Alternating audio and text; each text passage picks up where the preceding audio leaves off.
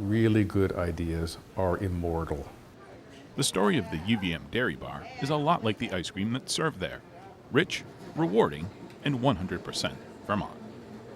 When the Dairy Bar at the Davis Student Center served its first scoop in 2017, it was returning to a long-held and well-loved campus tradition.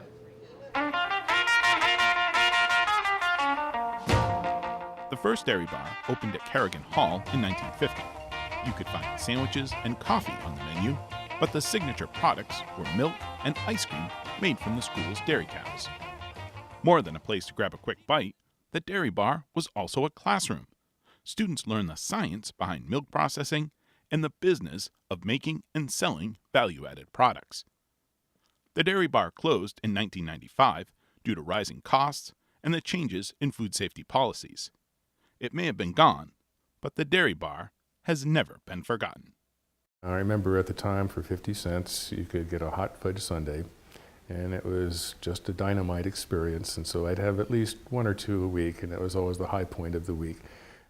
Tom Vogelman is a member of the UVM class of 1974, and now the Dean of the College of Agriculture and Life Sciences.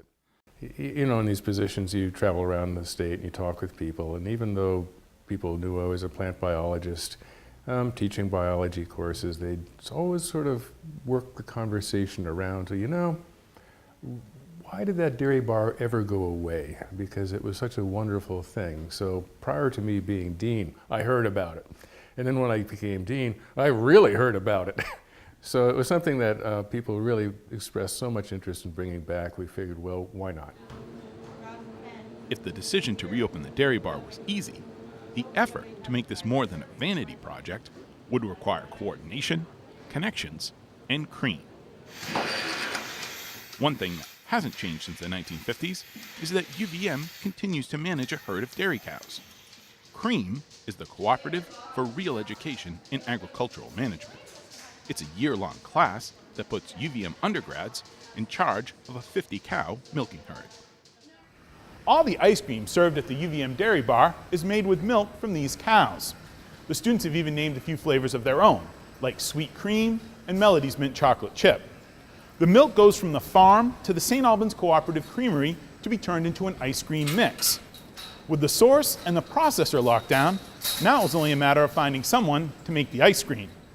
If only there was someone from those old Dairy Bar days that still made ice cream in Vermont. If only. I actually started making ice cream with my dad when I was about 10 years old, so which would be 1950, 52.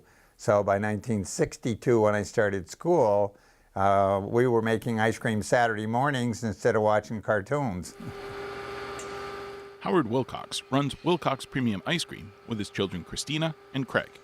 Their family has been in the ice cream business since 1928.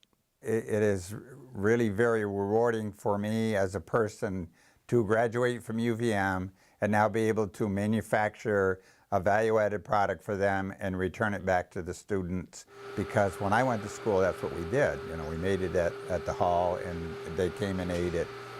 While he was at UVM, Howard received some valuable advice that he continues to follow today. I think it was Dean Miller, who was Dean of the Agriculture, and he said, "We won't teach you everything you need to know, but hopefully we teach you where to find what you don't know." So I always remember that from the day that I met him, and I've tried to use that in everything that I do. At their facility in East Arlington, the Wilcoxes make about 80,000 gallons of ice cream a year. Some of the company's most popular products are their limited batch flavors, like White Mountain Raspberry and Sweet Cream Caramel Apple. For Christina Wilcox, these one-of-a-kind flavors speak to her father's love for making ice cream. As my father says, you design an ice cream product. He's flavoring it. We're deciding, is it too much? Is it too little? I really think my dad is the master of flavoring. He wants to take you on a ride, you know, as you're experiencing the ice cream. He also really wants you to taste the ice cream, not a massive level of sweet inclusions. He wants you to taste ice cream. It gives me the feeling that I can make something that really has my touch to it because I've flavored the ice cream for all these years. It's just been a passion, and I really enjoy doing it, and I'm enjoying creating new flavors. One of the flavors being made by Wilcox for UVM is Catamount Tracks. It's a sweet cream ice cream filled with fudge swirls and peanut butter cups. For Howard, the only thing better than creating new flavors is working with his family. I'm fourth generation, and my son Craig and my daughter Christy are the fifth generation, and now I have sixth generation, which is my grandson Austin and my grandsons Cole and Owen. And this summer when we were making ice cream, there was 5 of us making ice cream and 3 generations. So it's really very rewarding to be able to pass the torch to other generations and to show them some of the things that I have learned. I have already found there's things they have learned that they incorporate. So this is very exciting and very important to us to do this. To complete the circuit, Howard's son, Craig, delivers the ice cream to the dairy bar. His family's legacy and his dad's connection to the school make his stop at UVM a special delivery.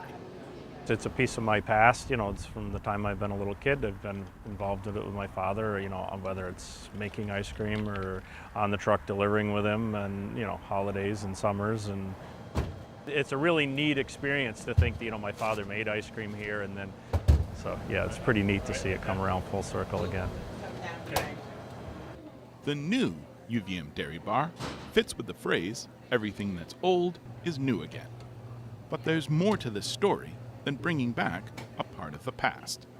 It's one of these unique stories that I think we can tell in Vermont. We have, I would say, a deep respect for connections, and this is a connection that goes back decades. And what that allows you to do is to take on difficult projects and make them happen. Well, I think Vermonters have a very well-developed sense of place. Because we had this long tradition of having a high-quality dairy bar, that was something that they all related to. It was something that was Vermont. I think it's really important for people to be able to connect food with place. As a land-grant institution, we have a long tradition of doing that. So recognizing this as an opportunity, we're very fortunate to work with several partners to bring the dairy bar back. And we'll see where it goes. It's been very successful, but it's just a beginning. Cultivating connections and uniting communities with ice cream. In Burlington, I'm Keith Silva with Across the Fence.